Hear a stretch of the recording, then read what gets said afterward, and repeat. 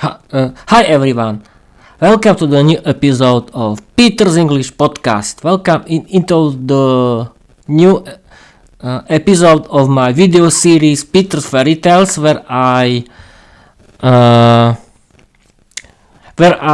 read you my fairy tales that I created, and this episode is connected to my 80th Victory Day a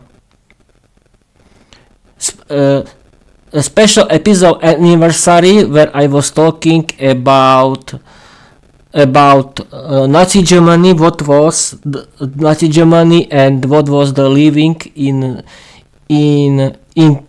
totalitarian state full of terror and full of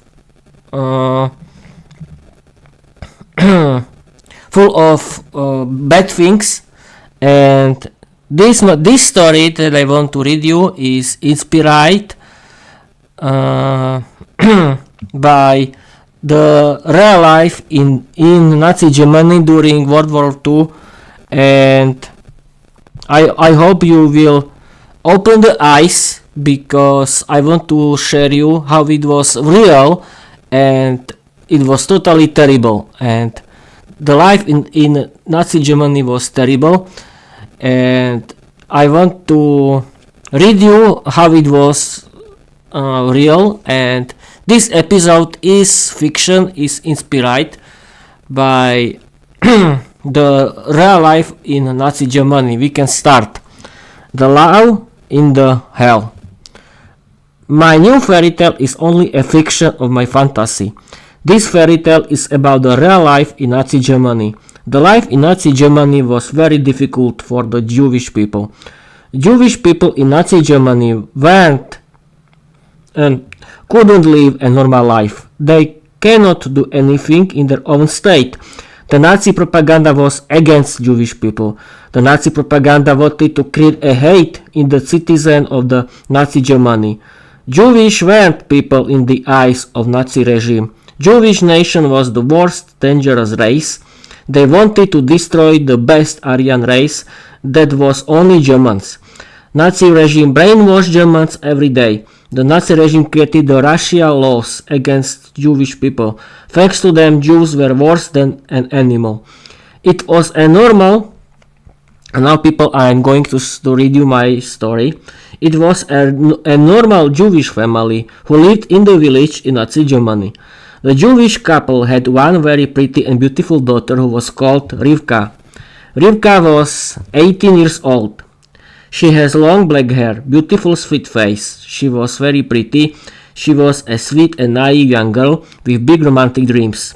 She had a good heart, liked learning languages. She spoke English, German and Hebrew language. She liked reading books. She liked pets. She liked cooking, singing, dancing and boys. She secretly loved a handsome young boy from her village who was her neighbor. He was called Otto. He was a normal young man. He was 18 years old. His parents weren't the members of Nazi organizations. His family was a traditional perfect Nazi family. Rivka met Otto in the school. She was his classmate in their class. They loved each other from the first moment of their meeting in their classroom. It was allowed at the first time. The love between Jews and Germans was forbidden because the race law was that relationship between Jews and Germans was a crime.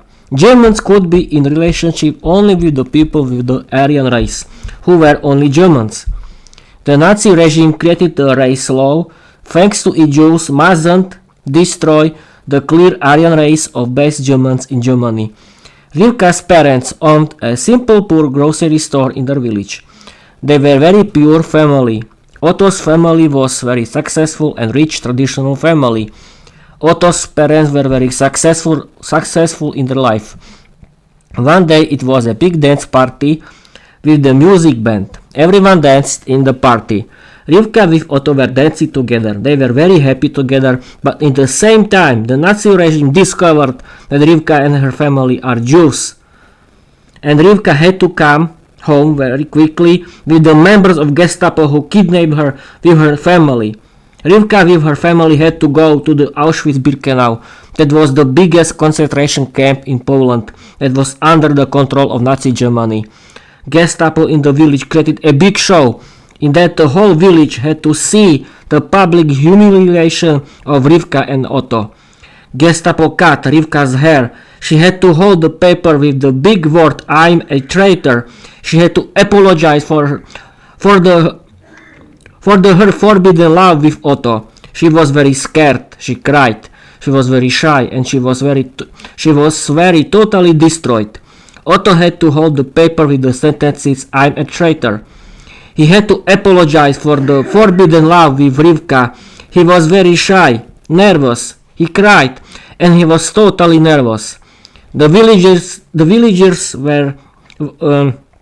was very rude. They swore at Rivka and Otto. The members of Gestapo were very rude too. They were joking about their love, about Rivka and Otto. The show of the Gestapo was perfect and successful. Rivka and Otto were publicly condemned, mocked and humiliated. After the show, Rivka and Otto with their families had to go to the Auschwitz-Birkenau. Their property was confiscated, and from that time on it belonged to the Nazi regime. After the arrival to the Auschwitz-Birkenau, Rivka had to work in the kitchen. Otto had to build the infrastructure in the Auschwitz-Birkenau. This experience with the situation in that was the crime against the humanity. Rivka and Otto had to see the horrors of the concentration camp Auschwitz-Birkenau every day. This experience got Rivka and Otto very strong people. They wanted to survive, and they were successful. After the war, Rivka and Otto were heroes. Thanks to them, the Nazi criminals were brought to the justice. They successfully survived, got married, they loved each other the whole life, they have a lot of children and were happy. The end. People, this reading was terrible, really, I'm shocked. But it was true. It was true. The life in the Nazi Germany for Jews was totally terrible. Nazi regime hated Jews. The law was against Jews. Everything in the Nazi Germany was against Jews. It was terrible. The Nazi Germany controlled every aspect of the life in Nazi Germany. Everyone has to be a member of the Nazi regime, organizations. It was total disaster. It was bad, very bad. I hope that you will open the eyes. What was real Nazi Germany? What is Nazism? And it's the worst thing in the human history. I hope you you learned a lesson, and I want to tell you bye bye.